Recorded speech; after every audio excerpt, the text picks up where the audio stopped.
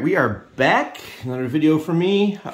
So the latest video I uploaded was kind of an overview of the SCS Autumn for Barbarossa, you know, the standard rules and everything. Now, the thing about the SCS games, they're going to have a separate booklet, of course, that has the rules for just that game. So a lot of the rules, there's going to be a lot of additions to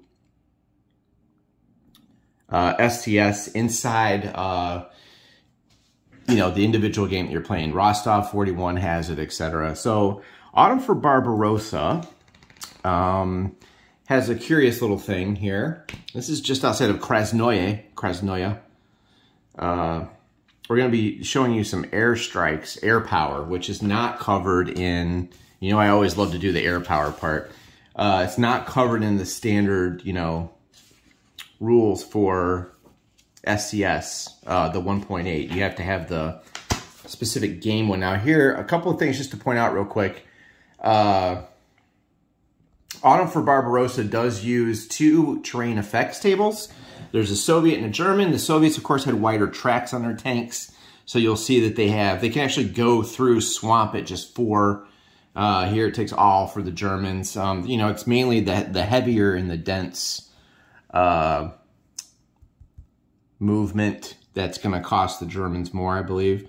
So they do reflect on that in here. And then you have down here at the bottom, Airstrike Disorganized roll. Roll 1 die for each airstrike used. Add any barrage terrain effect, which would be up here, right? If the result is less than or equal to the airstrike's rating, possibly modified by terrain effects, the target stack is DG, and a kill roll is made. Kill rolls for each successful DG result against the hex, roll a die separately. If the roll is 5 or 6, the unit takes a step loss. So, Autumn for Barbarossa does have intrinsic an entire airborne, you know, air system built into it. So if we take a look at that, at the start of the turn, the German player is going to roll for airstrikes as per the order of arrival, which you'll find kind of over here. 2d6, right? I don't really have any official dice out here tonight, so you know 10. Let's say 10, right? That's the amount of air points that you'll get. So I'll read this straight from the rule book for you.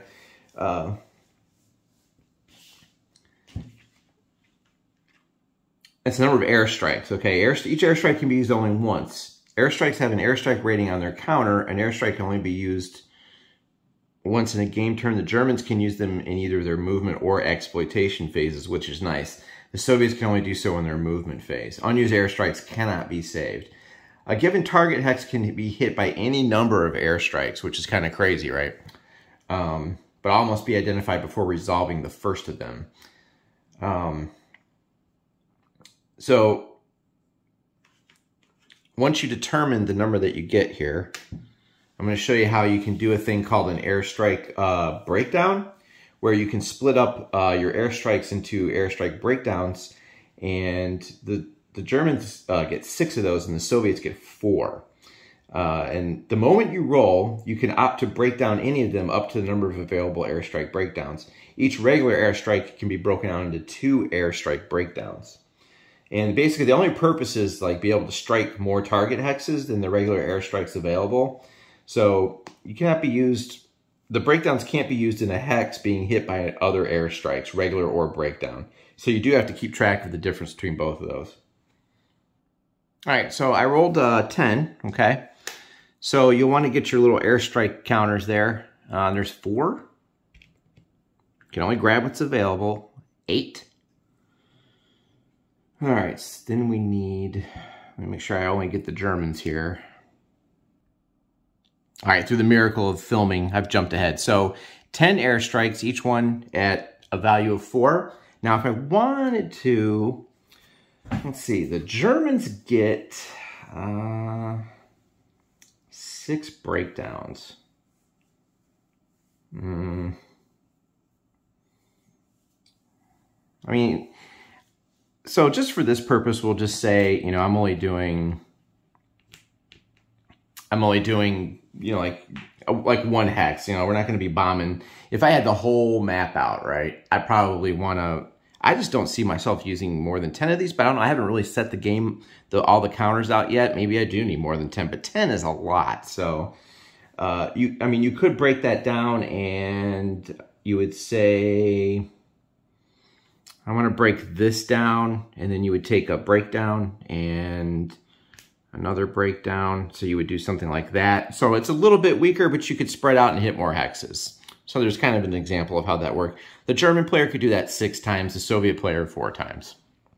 And that's mainly a reflection on how bad the Soviet Air Force was hit at the beginning of Barbarossa and what they had left as compared to the full strength of the Luftwaffe that was being used by the Germans at the very start of the invasion. So it works well, I think.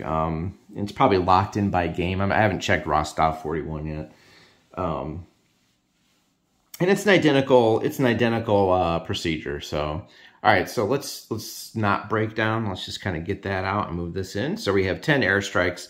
Let's go back to Krasnoye here, and our poor little Soviet infantry here, the 137th Division and the 153rd Division, each one with can take a step loss. Let's go back to these poor guys. Let's put one in the woods. Let's put one in Krasnoye here at 1715.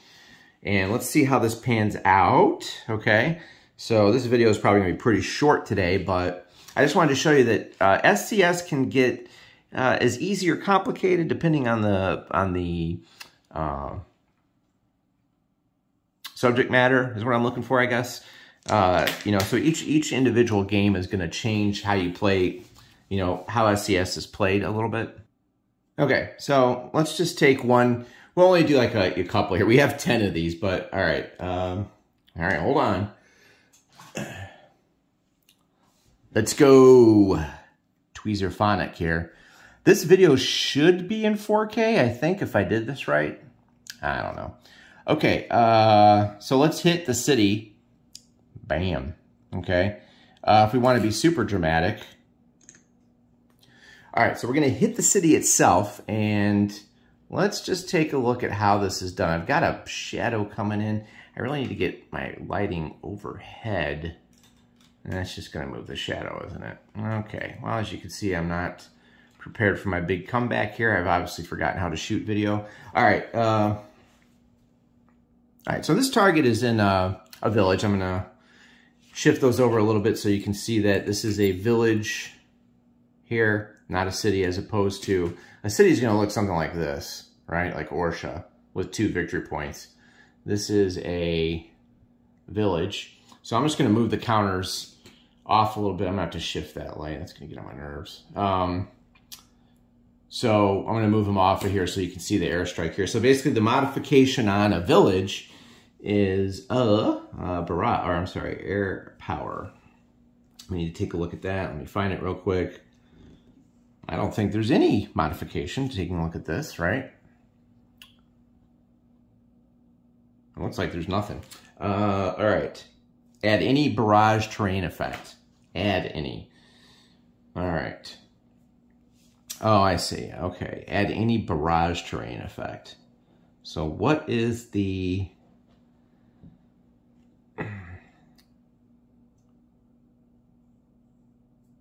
Roll 1 die for each airstrike to add any... Oh, you want to add it. Okay. So you add it to the die roll. So basically, if you're in a city, you're going to get... it's been a while. You have to bear with me. If you're in a city, you're going to get +1 because it's harder to, you know, bomb people in a city. They can hide in sewers or get down in their basements or whatever. So that +1 may tip your roll above the airstrike factor. So basically, we need 4 or less to affect this hex. Okay, so... For the air power, the village has no effect. We're using the Soviet terrain effects. Village, no effect. We're looking at 4 or less, okay? So a 4 or less, we're going to get a DG effect on this unit, and then you can roll for the kill. So this poor infantry is about to get just bombarded by Stukas. So let's roll a die here. Now, I have a tradition, of course, of rolling really bad live. Okay. Well, there's no effect there. Okay, so now remember the rules here where, so there's a little paragraph here. A given target hex can be hit by any number of airstrikes. See also 19B, which is the breakdown. So, well, as usual, my rolling does not fail me, and I rolled like crap. So we have 10 of these. I'm going to keep going until I blow something up. All right, let's bring in another strike, okay? And I'm going to put these below here, and we know this is in the village, and we'll put the explosion marker on the village. All right, let's do this again. This is ridiculous. All right, we'll try the Flames of War German die, and there's a 4. Okay, that's what we were looking for. So that's going to give us a DG effect. Let me get the marker out. That's just so funny. Now, normally, all units in the target hex would be DG. Additional DGs have no greater effect, but could generate step losses if there are additional kill rolls. So you can keep bombing that hex, right? Trying to get the kill roll. So this is going to be, well, let me get a Soviet one here. This is going to be a DG on that unit, okay?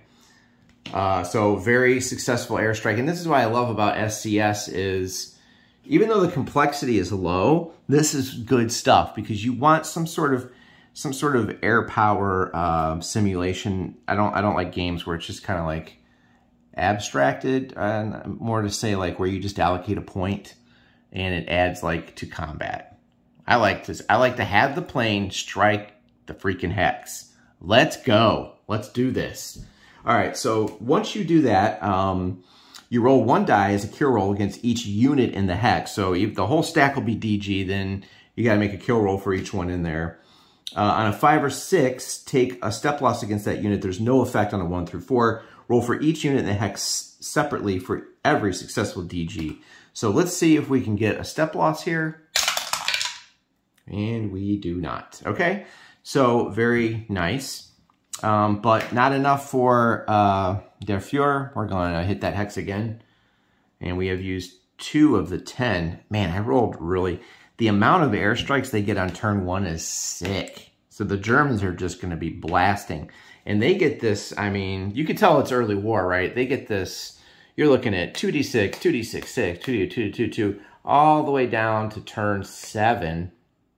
And there's a special Hitler withdrawal thing going on, but good Lord. But the Soviets do get some strikes. So you're going to see some airstrikes. Once they wake up, they do get some things going on. So you're going to see some air power just being all over the place. And as a guy who loves air combat and stuff, I've yet to find a good air combat game. The GMT sale's coming up, but everything that you can get that's in stock is the stuff that people don't want. It's all expansions and mounted map boards. I need a good air game. I cannot grok Red Storm. It is over my head. It's too much. And I didn't like Bloody April. So I'm still looking for that good air combat game, dogfight game. There's some interesting dogfight games coming out by some other companies that I saw, World War I, etc. But anyway, we're off topic. Okay, so we're going to hit this hex again, and let's see if we can force another DG, which would lead to another kill roll, and we do. All right, so I want to get this hex. So kill roll again is 5 through 6, and there we got one. Okay, so that's going to be a step loss. I'm going to move this blast marker off of here. I think we know that's being bombed. All right. And the 153rd Infantry is going to flip and go to this really crappy side here, right? And he's going to take a step loss. So you can see how this works. And, you know, if I had rolled 10, I could have breakdowns going all over the place. But your breakdown is, you know, a 2 is going to be hard to do, right? And if you're in a city, you basically have to roll a 1. So it's going to be rough. You want to save those big 4-pointers. Let me just try another roll for my air power and see if I could have done worse. Well, there's like 6 airstrikes, right? Right there. So that's kind of the way air power works. And you can just kind of keep dropping bombs and hope that maybe you wipe something out. And there's going to be a lot of casualties I feel like in the first turn when the German player unleashes that air power. So again, that's Autumn for Barbarossa air power, and it's written into the actual rule book. Okay, so you won't see that in the 1.8 version of the SCS rules, the standard, you know, just the basic combat series rules. I don't think it just covers basically your attack combat, and then you got to go to your other games for the special stuff here. And here you have your Airstrike Breakdowns, air power, garrison units, replacements, and things like that. So pretty neat. Let's take a look real quick at the Rostov rules here. Oh man, the older I get, the harder it is to get stuff out of a box. All right, let's take a look at what's in here real quick. I know this isn't a Rostov 41 video, but like I said in my intro, I consider them almost this. It's close to the same thing. Let's see. Barrages. Both artillery and airstrikes conduct barrages against enemy hexes. So it's a little bit different in Rostov 41. You've got these barrage counters here, right? So not quite the same system. It's just modeled differently. That's kind of fascinating. Now, I also have It Never Snows, which I do want to break out at some point. But I know a lot of people have done videos on that already, including some live stuff. So, you know, I don't think we need to do that twice, right? Yeah, there's a barrage phasing, spotters, firing limits, exceptions. So this is a little bit different. So it's kind of fascinating how each game handles it. But here's your airstrike marker in Rostov 41 with the little barrage thing. So it's the same, kind of the same thing there. And then there's an artillery barrage, right? So that's kind of neat. But not too many special rules for Rostov 41, which has just one, looks like one terrain effect chart. So there's actually less, it seems like, in this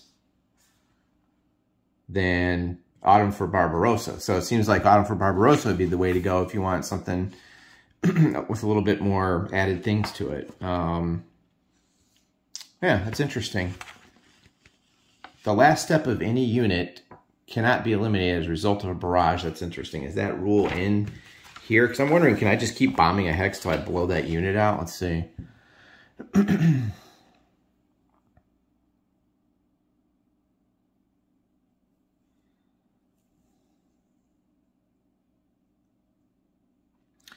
Yeah, so here's the thing.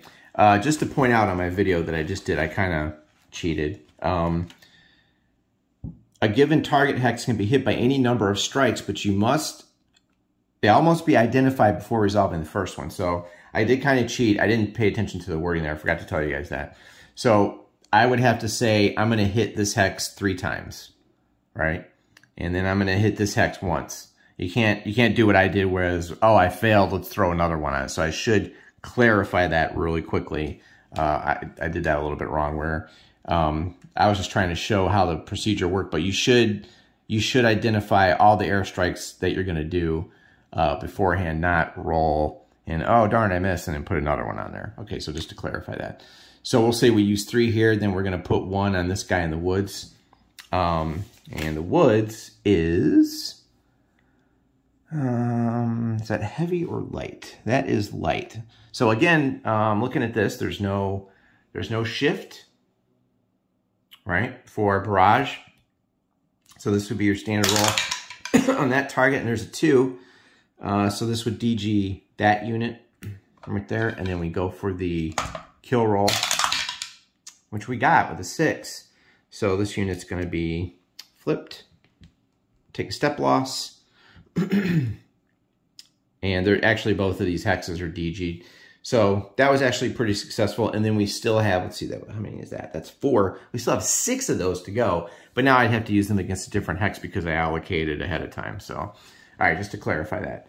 Okay, so that is Autumn for Barbarossa, just the air power, okay? And that's also summarized down here on the back. So just remember to allocate all your strikes before you roll against a hex. Don't cheat. I got carried away because I wanted to show everyone how that worked. And then there's some other special rules in here. There's garrisons. Oh, here's the Hitler Withdrawal. I'm just going to cover this now since this video is almost over. Starting on turn 6, a German player rolls a die to determine if Hitler Withdrawal occurs, right? If it does, follow the procedure below. So if you look over here, 1 to 2, okay? So let's say we roll a 2. Remove all exploit-capable German units from the map. Holy smokes. Regardless of their current location or situation. Return the following at full strength to any hex adjacent to a German unit still on the map. Yikes. All right, so if you remember, the German exploitable units are the ones with the yellow stripes. So you'll be taking those off, and then you'll be returned the following at full strength to any. So you're going to be putting, you know, Panzer Reg 2 of the 9.510s, 3 of the 2.510s, 3 of the 3.510s, and you put them adjacent to a German unit still on the map. And the hex chosen can be in an enemy ZOC and need not be in trace supply. Very interesting. Soviet special rules. No real Soviet special rules, but just for fun. The accent. Okay? So that's kind of clarifies some of the things that happen over here. And that is how some of the SCS games differ from others. And that is Autumn for Barbarossa Air Power. And I'll be back later with more videos. I got some stuff coming in the mail. Some Revolutionary War titles. Kernstown from Revolution Games. Narva from Revolution Games. Stalingrad Pocket 2. SCS MMP. That's about it, I think. And I'll be traveling. I got promoted at the job. Now that I have Central Region, I'll be traveling for a week. So it's going to be a silent week, the week of August 9th.